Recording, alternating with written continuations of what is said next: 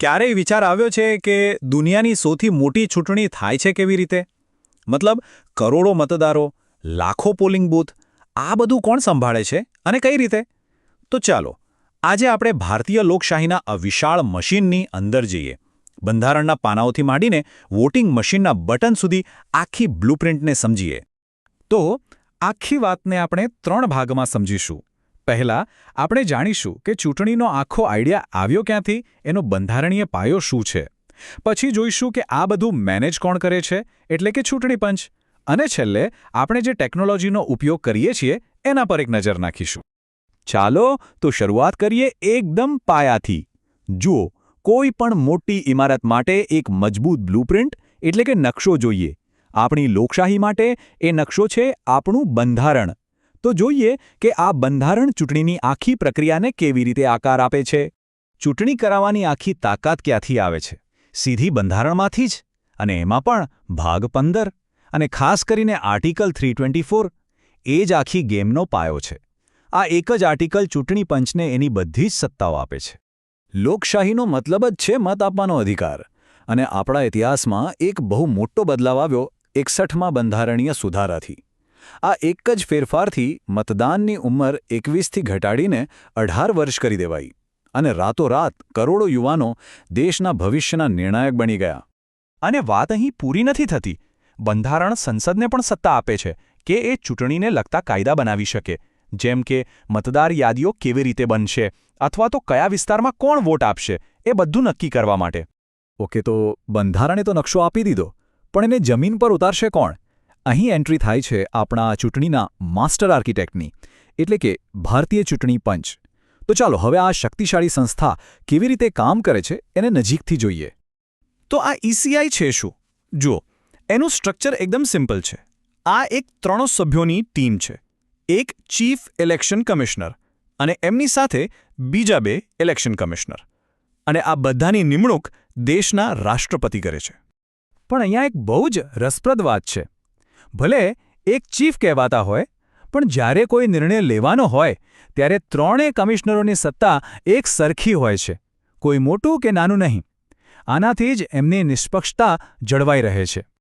તો સવાલ એ થાય કે આ લોકો આટલા સ્વતંત્ર કેવી રીતે રહી શકે? જવાબ છે એમના કાર્યકાળ અને એમને હટાવવાની પ્રક્રિયામાં. એમને પદ પરથી હટાવવા એટલા જ મુશ્કેલ છે જેટલા સુપ્રીમ કોર્ટના જજને. આનાથી જ પંચ કોઈ પણ રાજકીય દબાણ વગર કામ કરી શકે છે. અને એમના કામનો વ્યાપ કેટલો મોટો છે એનો અંદાજ આ લિસ્ટ પરથી લગાવી શકાય છે. દેશના રાષ્ટ્રપતિથી લઈને રાજ્યોની સરકારો સુધી, સંસદના બંને ગૃહો, આ બધી જ ચૂંટણીઓની જવાબદારી એક જ સંસ્થાના ખભા પર છે. વિચાર કરો કેટલું મોટું કામ છે આ. અને એમના કામ ખાલી ચૂંટણી કરાવવા પૂરતા નથી, એનાથી ઘણું વધારે છે. તારીખો જાહેર કરવાથી લઈને ઉમેદવારોના ફોર્મ ચેક કરવા, પાર્ટીઓને ચિહ્નો આપવા અને સૌથી અગત્યનું આચારસંહિતાનો કડક અમલ કરાવવો, આ બધું જ એમના હાથમાં છે. ઓકે, તો આપણે બંધારણની વાતો કરી, પંચની વાત કરી, પણ જ્યારે આપણે પોતે વોટ આપવા જઈએ છીએ ત્યારે શું થાય છે? ચાલો હવે એ ટેકનોલોજીની દુનિયામાં જઈએ જે આખી પ્રક્રિયાને શક્ય બનાવે છે. આ છે ઇલેક્ટ્રોનિક વોટિંગ મશીન એટલે કે EVM. એની કહાણી પણ મજેદાર છે. 1982માં કેરળના એક નાના ખૂણાથી એની શરૂઆત થઈ અને 2004 આવતા સુધીમાં તો આખા દેશની લોકસભા ચૂંટણીઓ આનાથી જ થવા લાગી. એક મશીનમાં લગભગ 2000 વોટ અને 384 ઉમેદવારો આવી શકે છે. હવે EVM પર ભરોસો કેવી રીતે વધારવામાં આવ્યો? એનો જવાબ છે VVPAT. આ એકદમ સિમ્પલ છે. કોઈ વ્યક્તિ વોટ આપે એટલે એક નાની સ્લીપ પ્રિન્ટ થાય, જેના પર એણે પસંદ કરેલા ઉમેદવારનું નિશાન હોય. એ સ્લીપ થોડી સેકન્ડ માટે દેખાય અને પછી એક બોક્સમાં પડી જાય. બસ, ખાતરી થઈ ગઈ કે વોટ સાચી જગ્યાએ ગયું છે. લોકશાહીનો મતલબ ખાલી હા કહેવાનો નથી, ના કહેવાનો પણ છે. અને આ જ છે નોટા. જો કોઈને એક પણ ઉમેદવાર પસંદ ન હોય તો એ નોટાનું બટન દબાવી શકે છે. અને આ અધિકાર પણ એક નાગરિક સંગઠનની મહેનતનું પરિણામ છે. અને ક્યારેક સૌથી મોટી સમસ્યાનો ઉકેલ એકદમ સિમ્પલ હોય છે, ખરું ને? આ શાહી એનું જ ઉદાહરણ છે. 1962થી વપરાતી આ શાહી, જેને ભૂંસી ન શકાય, એ સુનિશ્ચિત કરે છે કે કોઈ વ્યક્તિ 2 વાર વોટ ન આપી શકે. કેટલી સરળ પણ કેટલી અસરકારક ટેકનોલોજી. તો ચાલો ફટાફટ એક નજર કરી લઈએ કે આપણે શું જોયું.